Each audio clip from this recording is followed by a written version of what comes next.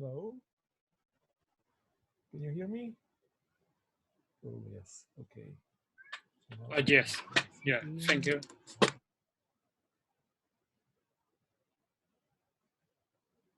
And go on.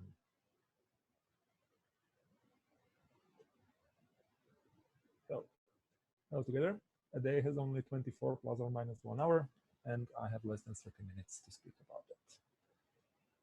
So what I'm going to speak about today, I'm going to tell you how to check the current time in Python, that you shouldn't check it too often, and you should check what your government does. My name is Miroslav Šedivý. I was born in Bratislava, Czechoslovakia, which is the time zone Europe Bratislava. I studied in France, in Lyon, at the National Institute of Applied Sciences, which is the time zone of Europe Paris. And now I'm working at the Zollute GmbH in Karlsruhe in Germany, which is the time zone of Europe Berlin. It looks like I have spent my whole life in a single time zone. So why should I speak to you about the time zone in Hong Kong when I have worked there? I'm not going to give any live coding, but let's say that now it's 7:33 of Hong Kong time on a Saturday. Here in Germany, we are still before lunch. It's 11:33. So all my slides, for all of my following slides are going to concern exactly this time. In Python, if you want to get the current time on your computer, you can import standard library datetime and then ask a datetime now. And then you will get a datetime object that contains the year, month, day, hour, minute, second, and so on. And this is how it looks like on your computer right now.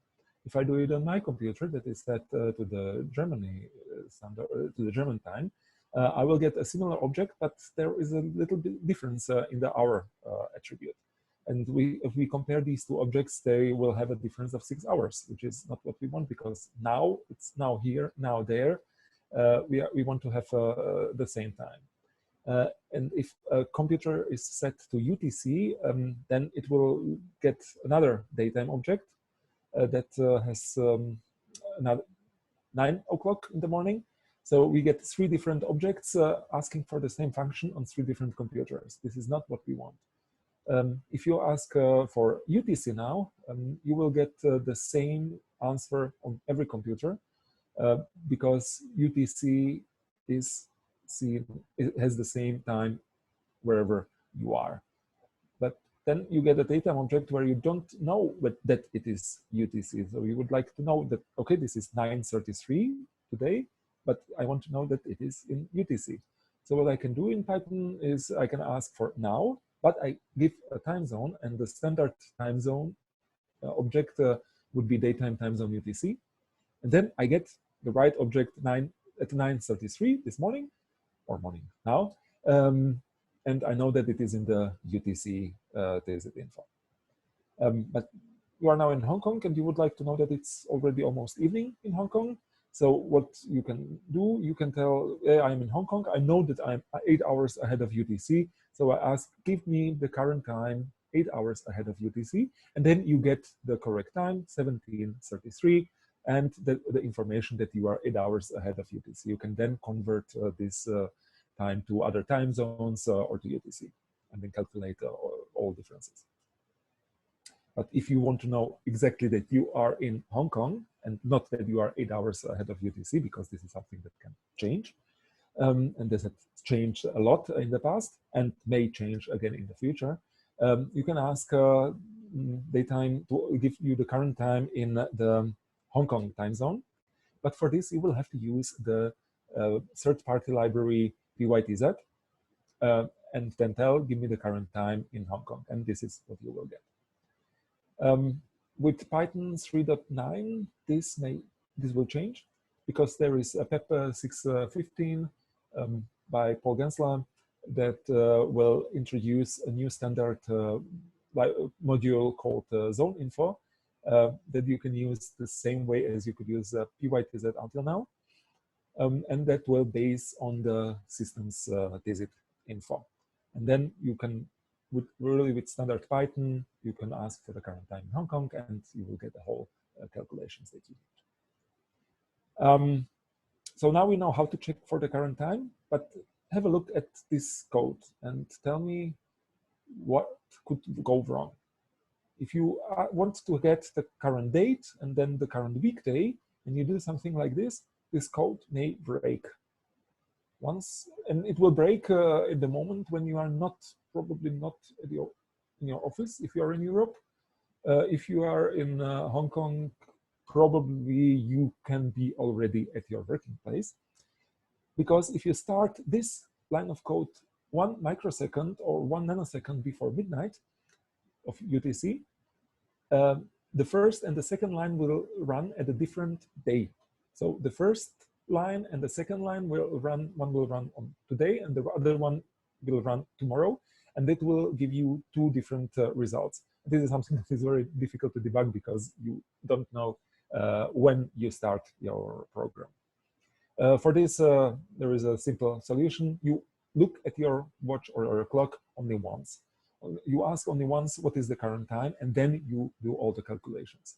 So it means that every time you do something with the time, you just ask once for the current time with UTC now or now with the time zone or anyhow, and then you do all the calculations, because you never know how long your computer is going to need to run your piece of code. So everything that is logical, that belongs together, you run it only once. So check for the time only once. There is, however, an exception where you want to run check for the current time several times. For example, when you have an expensive operation and you want to evaluate something, or estimate, for example, how long a file needs to be downloaded or something else processed, usually something that's going over the network. So you ask for the current time before, then you run your expensive operation and you ask for the current time at the end. But using datetime UTC now is a little bit overhead with calculation of total seconds and so on. There is the standard time library that will give you standard time module that will give you the time operation or methods that will give you floats that are much easier to calculate. But even this piece of code may go wrong. Imagine that during your expensive operation, the NTP date is going to synchronize your internal clock with the NTP server. It means that if your clock is going wrong, for example, on your laptop, because you are not connected online the whole time, and then during expensive operation, it will just go ahead or return in time. Your calculated elapsed in seconds will be maybe even too high or even negative. So this is not what you want. There is a method called Monotonic that returns a float in seconds, since some point in the history that is not important, because you want to use time monotonic only for relative deltas. So you ask time monotonic, it will return you some float. Then you ask for it again, it will return you another float. You just calculate the difference and you get what you want. It doesn't matter if in between there is NTP date running and if your computer clock is going to be updated. Or there is monotonic in nanoseconds as well. So, but back to the time zones. Where do they come from? Earlier, many centuries ago, you didn't need time zones because there was local time, there was the sun at its highest position, and there were always 24 hours between the points between the highest position of the sun. Wrong. It was not like this.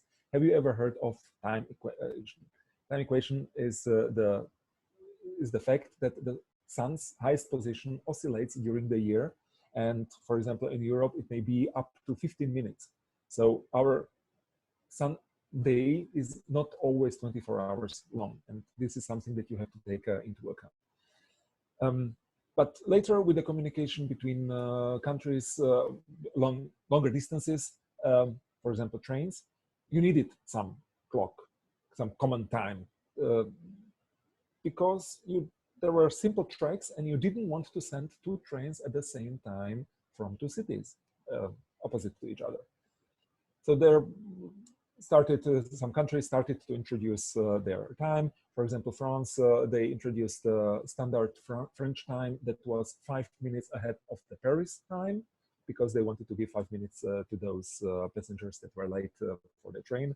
And then other countries came to this system, and to have some standard, they chose Greenwich for the zero time, for the standard time, and then all other countries would slowly adapted to number of hours ahead of behind of London. This is how it should look like in Europe. If you know a little bit about our Central European time, it is much wider. The red zone extends to France and even to Spain, so it's really huge. And we have huge differences between sunrise in Poland and in Spain, for example. So usually at the beginning, there should be like standard time in London and then plus 12, minus 12 hours around the globe. But it was not like this, because now if you install pytz and you ask how many time zones are there are no, not 25 time zones, there are 440 time zones in the world. And here are they. The red lines, vertical lines, should show you where should be the difference or the border between different time zones. But you see that the European blue time zone is quite wide, and it is even moved a little bit to the west comparing to Africa, to the blue that's in Africa, because now we are in the daylight saving time. And you see that all around the world there are so many time zones that are not really aligned with the longitude. But pytz, where does it come from? pytz is a Python module, but there is no smart Python programmer that it just compiles the information. Now it's the current time in Hong Kong or in Europe, and what is the offset, and is there daylight saving time or not? So there is some standard that it takes from.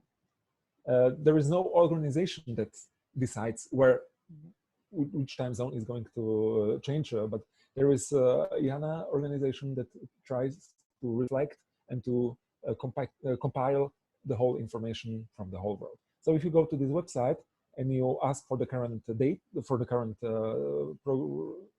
file or the version 2028, so the first from this year, you will get a file with several files in it, an archive with several files. There is some Perl, Shell, Awk scripts, but that are used to read the information. But what is the most interesting are the bigger files called Asia, Europe, North America, South America, Africa, and so on. This is there is the data about the time zones, and there are the comments that come from the Visit IANA mailing list that you should have a look at. If you want to take one picture from my talk, this is this one. If to see it correctly, you have to, like on the x-axis, there are the years, 19 until the near future. And on the left side, you have to turn your heads to the left. So you see the 0, this is Greenwich. To the top, this is Eastern from Greenwich. So Hong Kong is approximately at +8. On the other side, there is the West, so America and so on. What you see at the beginning, plenty of lines that are just wild next to each other. This was at the beginning. It was the local time of every time zone. Then it started to crystallize, and there were times where we had something like 25 time zones, more or less. What you see are little peaks.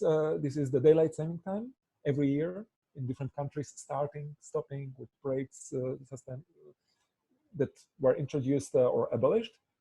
Sometimes you can see vertical lines across the whole graph. These are some tiny Pacific islands that just switched from extreme east to extreme west or vice versa. And what you see is we are at 2020, but what you see in the upcoming 18 years, so until 2038, there is always this change. So it means this is the plan.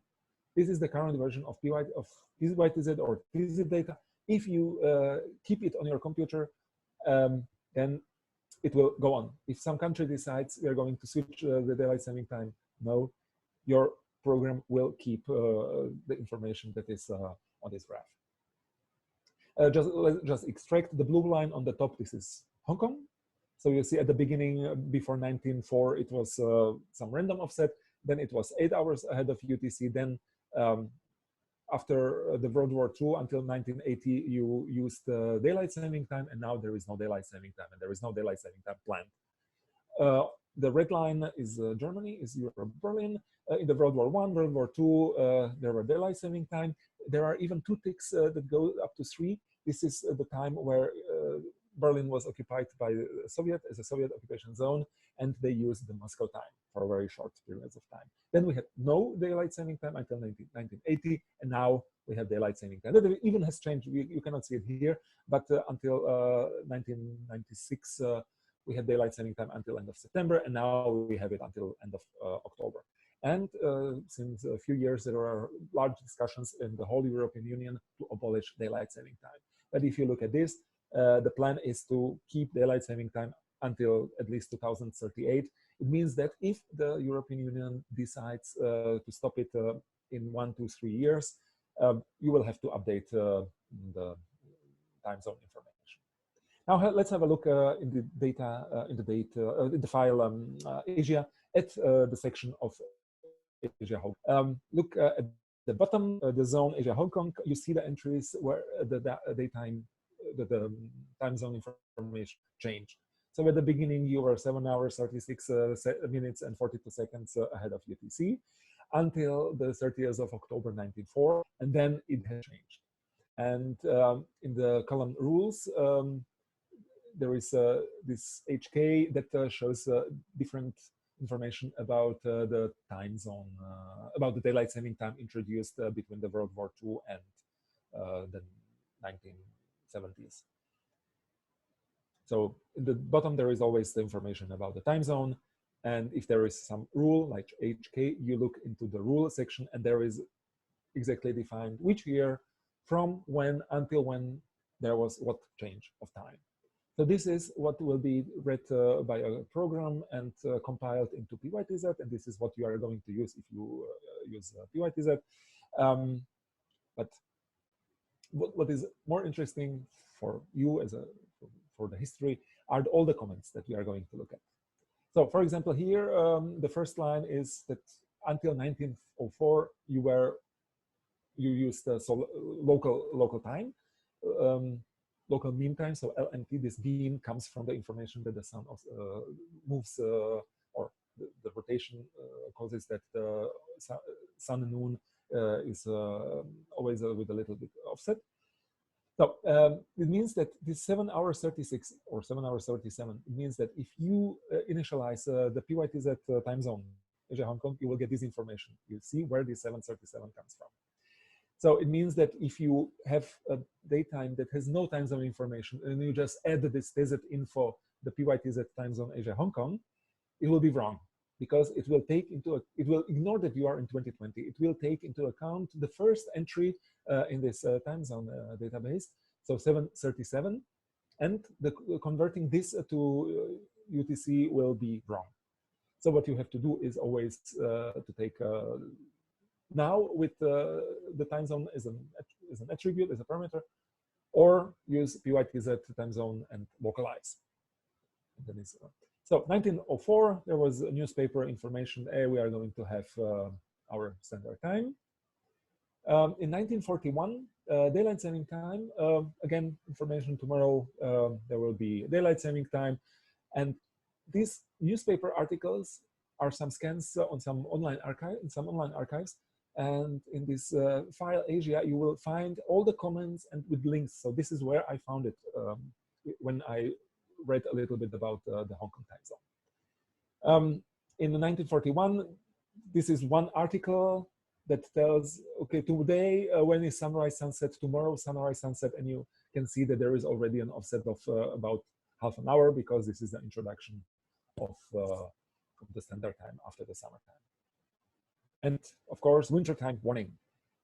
Well, wintertime, it was not wintertime, actually it was standard time.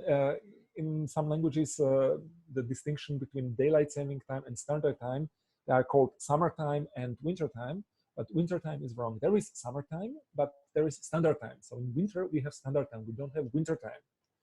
There was wintertime once in the history in one country, and that was Czechoslovakia after the World War II. On the 27th of November, 46, they decided that in 3 days, on the 1st of December 46, from the standard time, we are going to get back 1 hour for a winter time until the 23rd of February of the next year. This was winter time, or if you have something like standard time and daylight saving time, this may have been called something like daylight wasting time. So this was used once, but never again. And now, but this is a law of Czechoslovakia. And Czechoslovakia split to Czech Republic and Slovakia in 1993, and they took all the laws from Czechoslovakia, and this law is still valid. It means that now the Czech Republic or Slovak Republic, the governments, they may declare winter time in Czech Republic or in Slovakia at any time. They don't do that. They, of course, they adapt to their neighbors, to Germany, Poland, Austria, Hungary, to have the same time. But this could be possible. So, as you have seen at the beginning with this line, with this graph or chart, the whole history of the whole world in 100 years with all these 440 time zones, you see that there has been a lot of changes. Usually these changes were planned ahead. It means that if Europe wants to abolish daylight saving time, they will do it. They will declare it ahead, so you can adapt to it. You can put it into pytz. You can update all your computers and everything. You may even update if you have ever written code like in Europe, like, is it the last Sunday of October? Yes, so I have to switch the time. You shouldn't do that, of course. You should do the standard. You should use the pytz library for that. Or later in Python 3.9, the zone info module. Because this is how it looked in Europe in the 70s and 80s. This is the time, and this is the number of countries that used daylight saving time in that time. So you see that there were some countries in Europe that have introduced daylight saving time a little bit later. You see even that this is not a straight line at the end of March or the end of October or September. This was every week there was some country in Europe that started with daylight saving time. So there was a lot of chaos at the end of 70s, but there was no widespread use of internet, and people were not traveling so much, so it was not such a problem as it would be a problem today. But let's have a look at some other countries, like Europe, Istanbul. This is Turkey. They have also some more entries for the past years, 2011, 14, 15. Usually in Hong Kong, we have seen that 1980, daylight saving time abolished, and since then it's stable. In Turkey, it was not like this. And the comments say that in 2011, Turkey will change into summer time zone on March 28th instead of March 27th. This change is due to a nationwide exam. This means that 3 weeks ahead, Turkish government decided that they will start with the daylight saving time 1 day later. Imagine how must be the situation at the airports or at everywhere where you have no automatic update of everything. If you are at home and in the radio they say it's now 1 hour more, okay, you can live with that. But if you have some programs that take care of very important stuff like airports, like railways, you can get a huge problem. 2014, they have learned nothing because of the Turkish local election. They have decided again with 2 weeks, a few weeks ahead, that they are going to change the daylight saving time later. So not on the 30th, but on the 31st. And there was, again, from some comments, you can see that there was some chaos. 2015, they decided to delay the winter time, but so there are again 2 entries that have to enter to the dissect database. And then there are some more comments, but no code. This means that there were some changes announced, but then they were abolished. So in the current information, there were no changes about time zones in 2017-18, but in the comments you see that they planned it. So if you want to announce something as a government and you do it and then you retract it, it may cause a lot of problems. Caracas, this is Venezuela, South America. On the 1st of May 2016, they advanced 30 minutes their clock, but they announced it 2 weeks ahead. 2 weeks ahead is too little. Port-au-Prince, this is Haiti in Central America. In summer, they have 13 hours of daylight. In winter, they have 11 hours of daylight. And still every year, they decide, oh, are we going to start daylight saving time or not? This is also something that has to be avoided. Seoul and Pyongyang, South Korea and North Korea, until the World War II, of course, they were together as one country, but then it started. First, that was South Korea. In South Korea, they decided to move from 9 to 8:30, so half an hour back. They used it in the country, but they didn't use it where with the international communication, like the air traffic, navy, and meteorological, and so on. So there were two systems in the country, the internal and the external. Pyongyang, South Korea, they experimented in the recent time, 2015. They are going to change. They changed the time from 9 to 8:30. They announced it 1 week ahead. And again, 3 years later, they changed it back. And in this, again, in the comments of the file, of this Asia file, we will find a link to some Korean newspaper from some date, and that you can find exactly an article that says about this change. So actually, this is what many people who want to contribute to this data are doing, reading local newspapers and or archives and trying to find the information when something is going to change or when something has changed in the past. So I invite you absolutely to have a look at this file. You can find it on GitHub as well. There is a lot of stuff that you can read. So what are the best practices? Never invent your own time zones. Use the standard ones. There are already enough of them. Don't hardcode any rules. So if you work with daylight saving time, don't calculate, is it the last Sunday of October? No, have a look in the PyTz that gives you all the information that you need. And keep your time zones libs up to date. So there are updates wise up to 10 times a year. Last year, there was an update that last winter, Brazil abolished their daylight saving time. And every time there are some news that may be historical, when someone finds in an old newspaper that Russia in 1917 for a few weeks, some city used some different time zone. But there are also informations about changing time zones in the future. Actually, then, so you have to follow the government's intentions to modify your time zone and inform tz@iona.org. And if you can, just avoid the time zones. That's all. Thank you very much.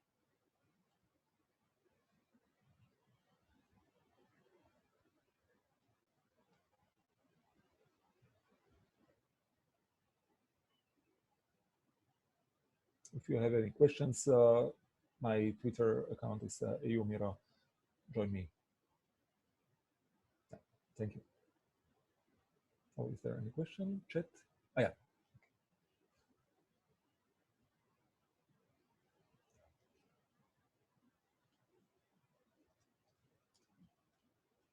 I can stay now in the chat, and if you have any questions, I can answer them.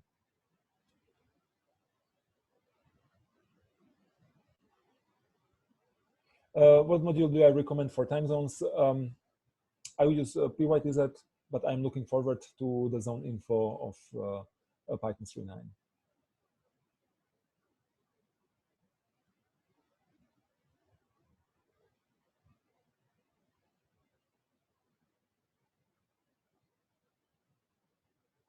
Okay, if that's all, my Twitter is it right now a good time for the first beer of the day? Yes. So this is my Twitter. Jürgen, for information, Jürgen and Martin, they are both only a few hundred kilometers from here. So they have the same time zone and the same love for beer.